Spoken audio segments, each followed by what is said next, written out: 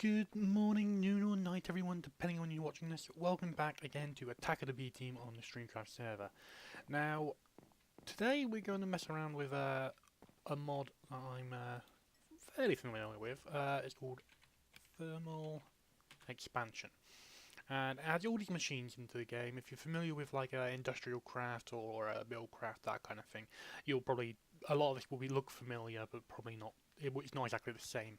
So what I've done, I see in my inventory, I've got everything I need to make what I need to make today.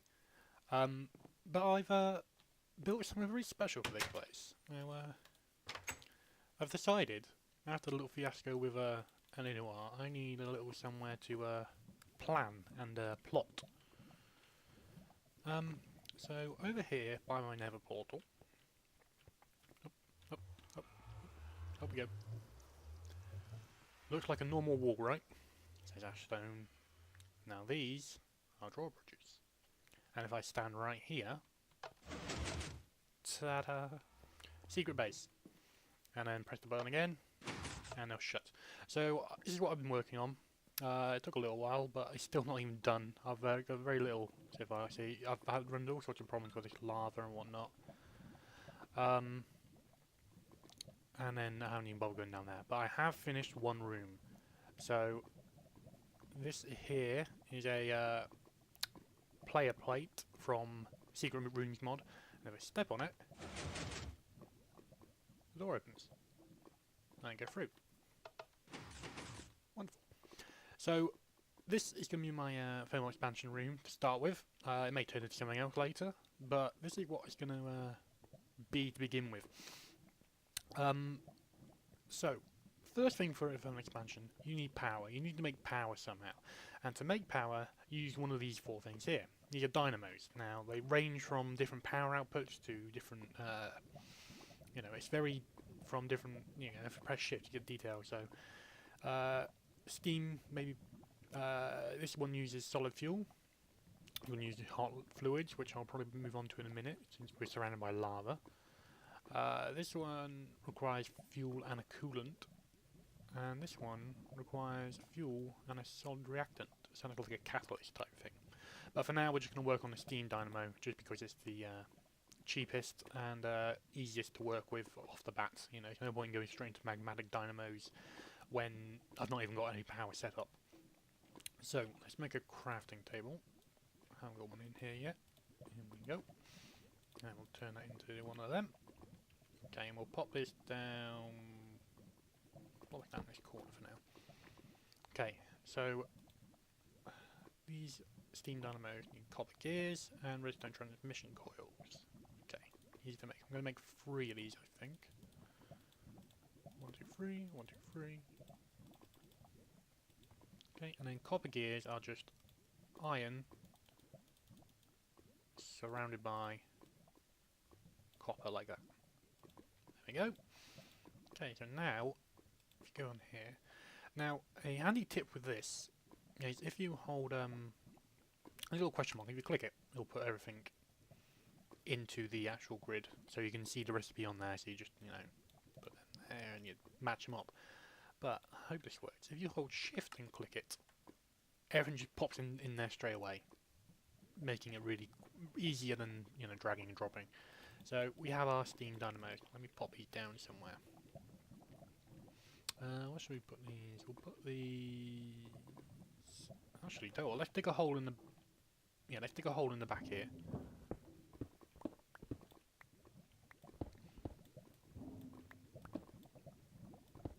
And we'll have him in here. There we go. Okay, so steam dynamos go like this. Now, you right click on them, they take solid fuel, but they need water as well. So this will be where the steam builds up, and this is where the water is stored, and this is the power in the internal buffer. So we need to pump water into these things as well. So to do that, we're going to use what we use for the farm back outside. We're going to make an aqueous accumulator, or AA, as I like to call it. If I can find it, there it is, aqueous accumulator. Now, I never showed you how to make this initially. It's quite simple. Machine frames are used for generally all all of these recipes. They're easy to make. It's just iron, a bit of gold, and some glass, like so. And then the actual, you need to make these things called pneumatic servos. Now these are part of recipes, and they are used for something else later on, which is involved in upgrading pipes and that kind of thing. Now I'm not going to go into that yet because we're nowhere near that stage yet. But we're going to make some of these. We can make some of them. Just make one of them for now. And I think that's it for the accuracy accumulator. Everything else is pretty straightforward. Accuracy accumulator. Yeah, I think we've got a bucket, got some tin, got some glass. Wonderful. Accuracy accumulator. I'm going to have to make another bucket. Or two. Should I just make 2 buckets? So the accuracy accumulator, what I'm going to do as well. I'm going to turn into a bat. It'll just help in the building process because I can fit in 1 by 1 blocks. You'll just let me get in and out easier. We'll pop that down there, and that will slowly fill up with water again. Now we need some form of. Oh no, I'm not going to put it there. I'm going to put it one more back. Break that. Here we are. Break that and break that. Wonderful. Okay, so that'll start filling up with water. Now I'm going to go get some water quickly and I'll be right back. Okay, so we've got our water. I'll just dump it in either side here, like we did for the other one. And this will start filling up with water much more quickly. Now, what we're going to need to get the water from here into these things is something called aqueducts, I believe. Find them? Or fluid ducts, sorry. Fluid ducts. Fluid ducts are easy to make. You can make opaque ones. Opaque ones which are the cheap, easy ones to make. Or you can make just normal ones which you can see the liquid flowing through them. Problem is that requires hardened glass. Hardened glass is made using an induction smelter. Nowhere near an induction smelter yet. So to make the induction smelter, we're going to need power. To make power, we're going to need the steam dynamos. To get the steam dynamos work, we need water, and to get the water there, we need the aqueduct, the fluid duct. So it's a big circle. So what we're going to do, we're going to go for these ones here, and just copper and a bit of lead. Easy to make. We'll go over here. So make a couple of these. There we go. Fluid ducts. And while we're here, we're going to make something called a crescent hammer. Now, a crescent hammer is in this shape here, like that, iron and a bit of tin. And this is your basic tool for interacting with anything on here. So these will interact with these. These will, you can shift, ooh, click, shift, pick it up. Shouldn't have done that. Phone's beeping, sorry about that. Where's it gone? There it is. I'm about to drown. Okay, so we're going to put it this way round, so that we have this output on the side here, rather than this being on the front. We're in the background. And we're going to get our fluid ducts. And we're going to place them down like that. And if you hover over it, it should give you a little tooltip. But we'll pop these down like that. There we are. Stationary tropics water. Means just normal water. And if you see in the tooltip at the top, it also says what's inside it. So that means now, hopefully... Oh no. Nuts. Okay. Oh, that's fine. Don't worry. It's fine. Yeah, these are now full of water. So these will be able to generate steam. But I've just realised I put these in the wrong place. So, good chance to show this crescent hammer again. If you right-click it, right-click this little bit here, you can change it to output, meaning this will now say it's got water in it. So this will now... default, this will pump water out and through it all. But if you're not using thermal expansion machines with these, this will be how you get your outputs. Or you can disconnect it completely, so this thing's no longer touching it, and this is still full of water. It's just not gone into there because these are full. You can then put it back again. So it's 3 settings: normal connection, pull connection, and no connection. And also, if you shift right-click these, this is the way you pick these up. In fact, this is the way you pick up anything in thermal expansion. So I'm going to pick these up because I put them in the wrong place. I wanted to put them Come on, where you? There you go. I'll make the food. I wanted to put them here, and this will cause a bit of a flood. That's fine. One. No, not there. Didn't mean to put them there. Damn it. Still doing wrong. Okay. I was meant to put them here, here, and here.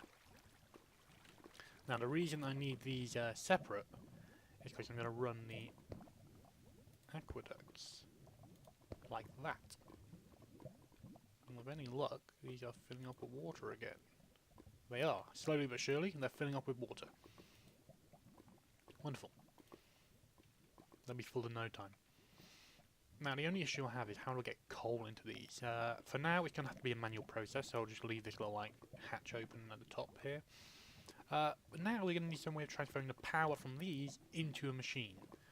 So to do that, we are going to be making leadstone energy conduits.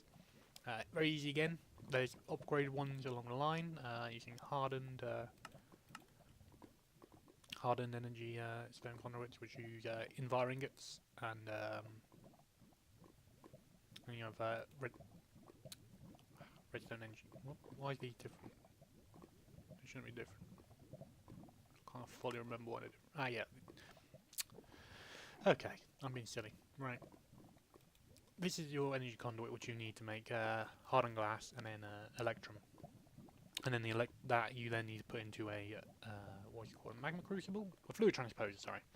Fluid transposer, and I'll pump in molten red or destabilized redstone into these, which is it's a long, complicated process. But basically, we can't make them yet. We just need to make the very basic ones, which is lead, redstone, and glass.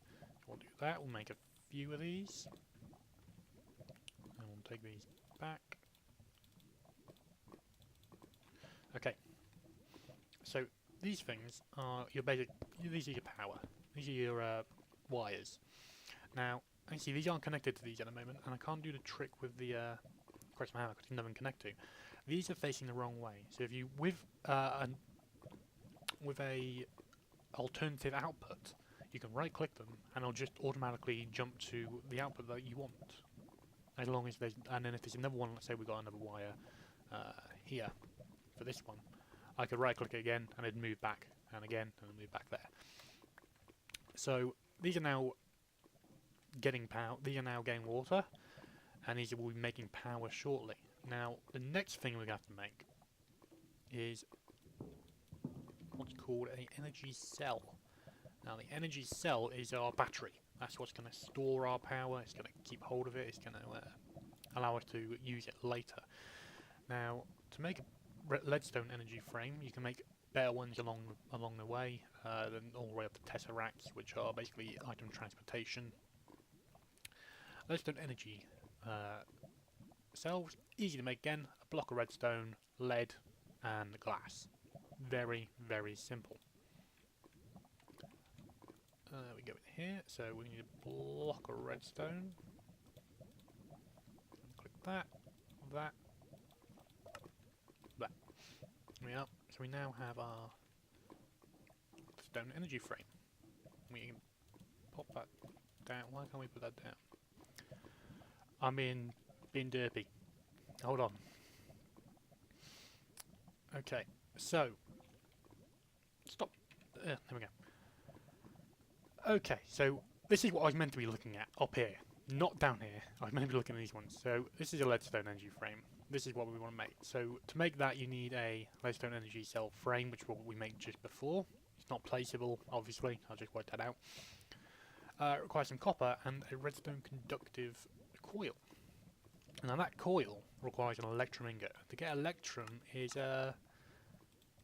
you need this electrum blend, which is pulverized silver and pulverized gold. Or you can just pulverize the electrum. Now, the thing with that is you need to make a pulverizer first, but I don't want to make a pulverizer, have power being pumped into it, and then disconnect it and plug this in. So, what I've done by accident the other day, if we can get back home. Oh dear. Is using Tinker's Construct when I was smelting up some stuff. I accidentally smelted gold and silver together. Oh, not down there. And if you smelt gold and silver together, it becomes an alloy. It looks much the same as the the aluminum brass and the alumite and that kind of thing. Anything smelted in there that can create something else will create the other thing. It won't stay separate. So, by accident, by accident, I made 44 electrum ingots. So I'll take half of them. So you can make this using Tinker's construct as well. Basically, you just smelt gold and silver in at the same time, and that'll automatically make your electrum ingots. Okay, so now we've got these. Let's get back over to the. I don't know what I'm calling this. I might call it my lab. Yeah, that'll be good. It's my lab. I'll go back to the lab.